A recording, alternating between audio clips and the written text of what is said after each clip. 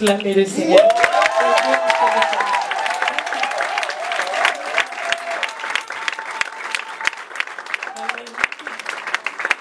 Alors le message de ce matin, comme vient de le dire la modératrice, c'est toi, qui es-tu?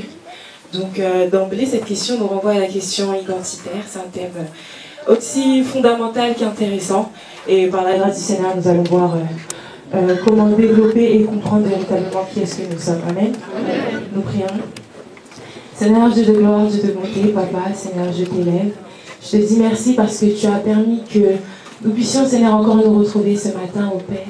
Seigneur, Papa, je sais que tu es la source d'eau vive, ô Dieu. Et Seigneur, ton eau, Yahweh, Dieu de gloire, Père, comme tu le disais, la femme samaritaine, Seigneur, assouvie à jamais. Alors que tu puisses, Seigneur Père, au travers de cette parole, Seigneur, assouvir notre soif, ô Père. Répondre à cette question, Yahweh, Dieu de gloire, Père, que nous nous posons et nous instruire, ô Dieu. Au nom de Jésus-Christ, nous avons ainsi prié. Amen. Amen. Nous pouvons nous asseoir. Toi, qui es-tu?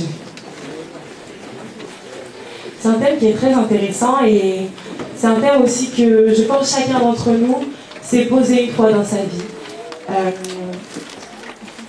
Chacun d'entre nous, parfois face aux situations, face à certaines réalités et face à certaines circonstances, des fois on peut se retrouver à nous poser des questions, qui est-ce que nous sommes, et même à ne plus savoir qui est-ce que nous sommes, à nous regarder dans le miroir et nous dire mais en vérité qui est-ce que je suis? Eh bien, le Seigneur, Dieu, créateur de l'homme que nous sommes, il nous répond à cette question. On va d'abord lire le texte de base, à savoir dans le livre de Jean, au chapitre 1, du verset 18 au verset 23. Je vais appeler notre salon. Voilà, déjà.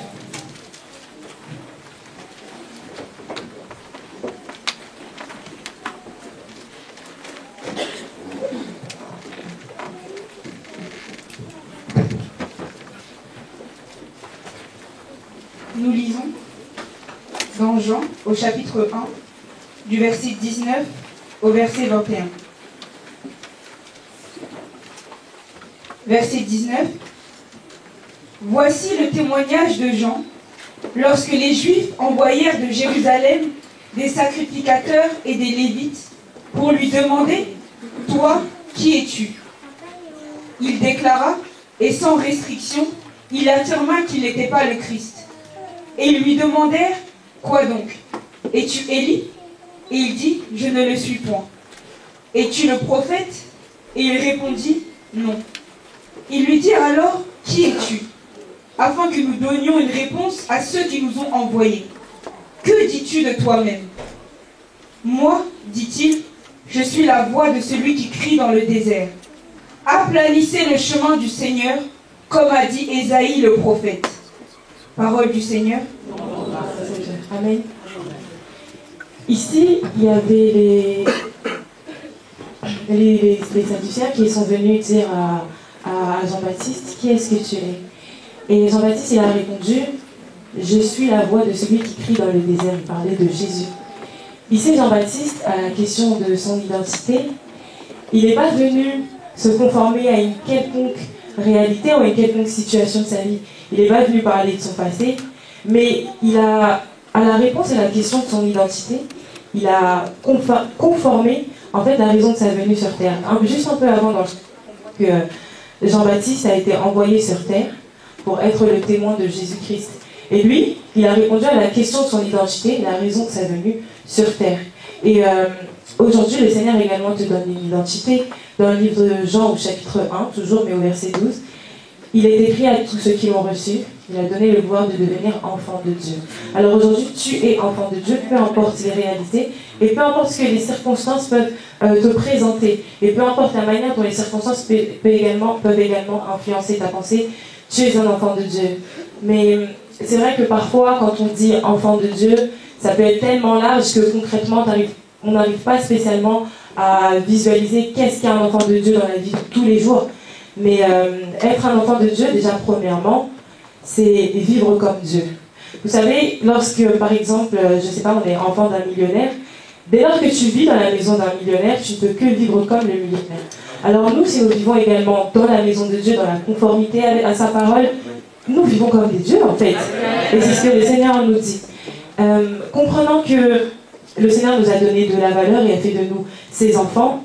Et il faut bien comprendre une chose, on va voir en fait 3 points qui vont définir les composantes, on va dire, de ce qu'est être un enfant de Dieu. Ces 3 points, c'est quelque chose de non exhaustif, mais c'est 3 points que j'ai à cœur de vous partager. Alors premièrement, le Seigneur nous a rachetés. Et c'est important de comprendre que le Seigneur nous a rachetés parce que dès lors que nous sommes rachetés, nous ne pouvons plus vivre selon les réalités de ce monde. Nous ne pouvons plus vivre selon ce que la réalité nous présente. Peut-être que ton passé t'a présenté quelque chose, ton présent même te présente quelque chose, mais parce que le Seigneur t'a racheté, il t'a ôté en fait de la domination de tout ce qui se passe dans ce monde-là, et il t'a conformé à ce qui se passe dans son sein à lui, dans les cieux et là où il est. Il faut bien que tu comprennes que nous sommes, que tu es un racheté. Tu es un racheté. Dis avec moi, je suis un racheté. Amen. Amen. Comprenons donc, je disais comme tout à l'heure, le Seigneur nous a rachetés. En fait, ce qui s'est passé, le Seigneur était dans son éternité. Souvent on dit il est le Dieu d'éternité en éternité. Donc avant que la terre n'était, lui il était. Il était là dans son éternité, dans son excellence, les anges l'adoraient, etc. Et un jour il a décidé de faire l'homme. Comme si en fait il lui manquait quelque chose. Alors que le Seigneur, on sait très bien qu'il est parfait et qu'on ne peut rien lui apporter en soi. Mais dans son éternité, il a décidé de créer l'homme pour que l'homme puisse continuer à vivre avec lui éternellement. Est-ce que vous comprenez votre valeur? Le Seigneur, il a dit, je vais porter mon choix sur toi, je vais porter mon choix sur moi que je suis, pour que je puisse passer mon éternité avec lui. Il a mis, en fait, une élection sur toi qui n'a pas de prix et qui ne dépend en rien de ce qui se passe sur cette terre. Amen. Deuxièmement, le Seigneur a fait de chacun d'entre nous non seulement des rachetés, mais également des serviteurs. On connaît tous l'ordre suprême, allez et faites de toutes les nations mes disciples. Mais parfois, on est conscient qu'on est enfant de Dieu, mais on n'agit pas véritablement comme des serviteurs. Il ne faut pas attendre en fait d'avoir un titre, que ce soit être chantre ou être là où je suis aujourd'hui ou être au protocole, pour considérer qu'on est serviteur. Le Seigneur, il a dit, allez, et il parle à toi, il parle à moi qui l'avons accepté. Amen. Nous devons aller annoncer la bonne nouvelle, être des serviteurs, parce que nous sommes appelés à l'évangélisation. Le Seigneur nous a rachetés, mais d'autres dehors n'ont pas encore compris ce qu'ils étaient. Et aujourd'hui, c'est toi qui dois annoncer ça. Vous savez, Noé, il a eu la vision que le déluge arrivait, et qu'est-ce qu'il faisait? Il annonçait au monde, rentrez dans la barque, rentrez dans la barque, rentrez dans la barque. Et nous aussi, on sait qu'aujourd'hui, le diable est là, il domine sur le monde. Aujourd'hui, Noé n'est pas là, mais toi, tu es là. Amen. Et le Seigneur a dit, allez annoncer. Alors, il faut que tu annonces, sois conscient que tu es un serviteur de Dieu.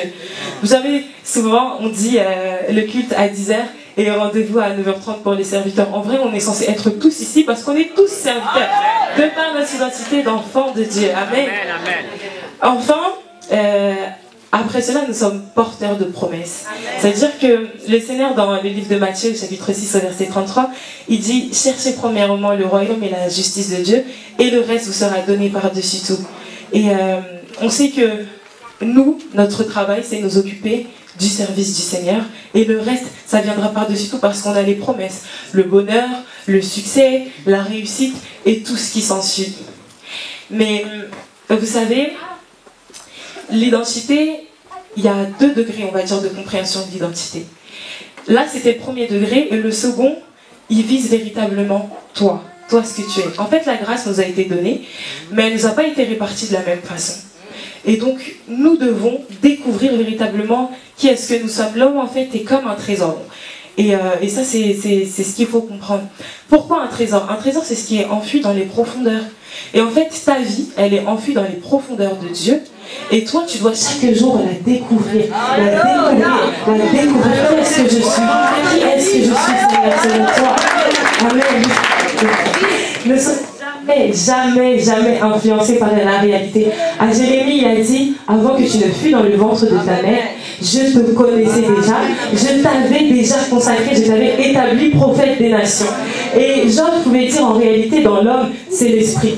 Alors on comprend qu'en fait, ce que tu es, ce que nous sommes, c'est pas lié à tout ce qui se passe sur la terre, mais c'était bien avant. Le Seigneur avait déjà bien avant établi qui tu étais.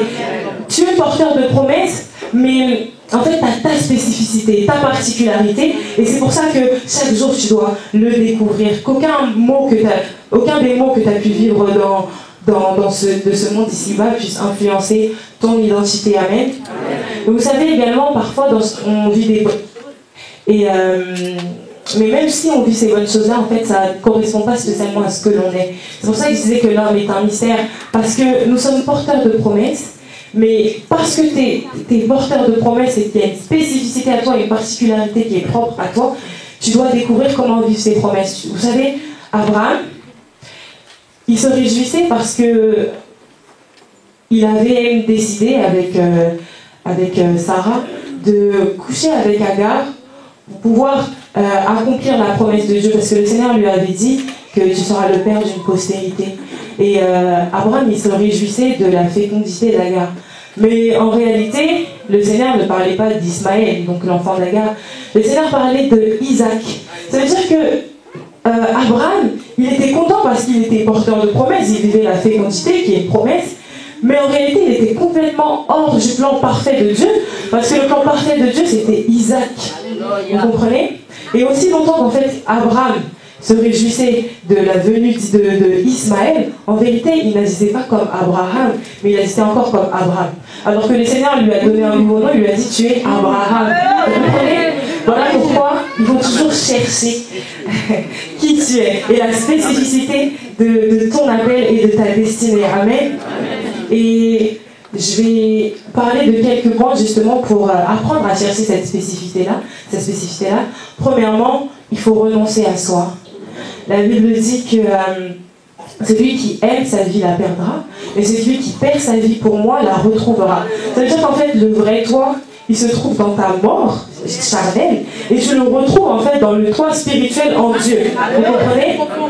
Amen. Le deuxième moyen, la prière, mais pas n'importe quelle prière. Parce que dans le livre de Jacques, au chapitre 4, au verset 3, il est écrit: vous priez, mais vous ne recevez pas parce que vous priez mal dans le but de satisfaire vos passions. Et nous savons que Dieu est esprit, il faut que ceux qui le servent, ceux qui l'adorent, ceux qui le prient, l'adorent en esprit et en vérité. Alors la prière qu'il faut faire, c'est celle-ci. Les disciples ont demandé à Jésus, comment est-ce que devons-nous prier? Et Jésus a répondu, vous prierez comme ceci: notre Père qui est aux cieux, que ton nom soit sanctifié, que ton règne vienne, que ta volonté soit faite sur la terre comme au ciel. Et c'est comme ça qu'on se découvre. Seigneur, permets que je puisse découvrir ta volonté qui est là-bas dans les cieux et qu'elle puisse descendre sur la terre pour me toucher et pour me permettre d'être connecté à chaque instant, connecté à ma destinée. En fait, lorsqu'on prie, il faut demander au Seigneur, Seigneur, fais-moi vivre ce qui est prédestiné pour moi. Fais-moi vivre ce qui est prédestiné pour moi. Je sais que je suis ton enfant, mais je sais aussi que j'ai une destinée particulière. Alors fais-moi vivre ce qui est de toi pour moi spécifiquement. Amen. Enfin, le Seigneur nous a laissé le Saint-Esprit, donc marchons avec le Saint-Esprit et avec le discernement du temps. Pourquoi le temps? En fait, cette année 2018, j'ai commencé un peu particulièrement, on était 31 décembre, et je me suis dit, je vais regarder c'est quel pays qui va entrer en 2018 le premier. Et j'ai regardé, j'ai vu que c'était la Nouvelle-Zélande, et quand la Nouvelle-Zélande est passée en 2018, ici en France, il était midi par là. Et c'est bien après que le Seigneur m'a enseigné. Il m'a dit, en fait, toi, tu es là. Peut-être qu'à côté de toi, il y aura une personne qui a exactement le même âge que toi, exactement le même profil que toi. Mais apprends à marcher avec le temps parce qu'il faut que la nature t'enseigne. En fait, il y avait, en 2017, chaque pays et chacun à leur tour est passé en 2018. C'est pas qu'un était en avance ou qu'un était en retard. Mais chaque pays était dans son temps, en fait. Il était dans son temps. Et c'est pour ça que le Seigneur m'a dit, si tu veux être toi-même, marche dans ton temps. Apprends à marcher dans ton temps. Ne regarde pas les gens à gauche, à droite. Oh, mes amis ont fait ci, oh, mes amis ont fait ça. Ils ont commencé une entreprise, ils se sont mariés, ils ont eu un CDI, je sais pas quoi. Mais toi, en fait, marche avec ton temps parce que ta destinée est beaucoup trop particulière, en fait, pour que tu puisses te comparer encore aux autres. Et c'est le cas aussi pour toi. Le Seigneur m'a dit ça, mais c'est le cas aussi pour toi. Parce qu'il m'a dit ça pour que je puisse transmettre ça. Amen. Enfin, je vais finir avec un verset dans le livre de Jean, au chapitre 8, au verset 51.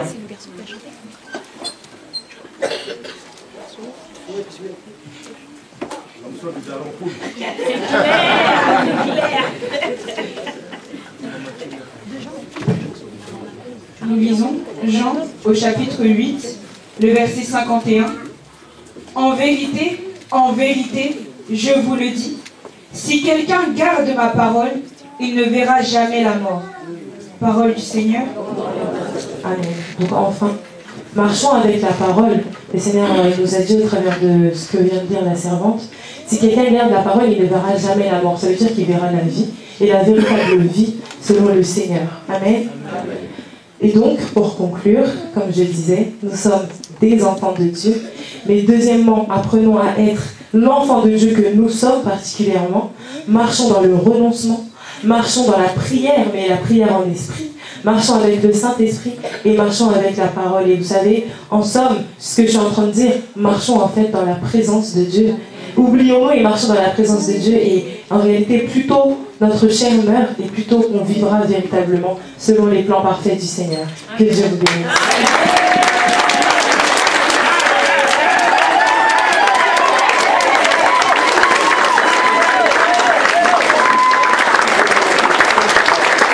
Wow.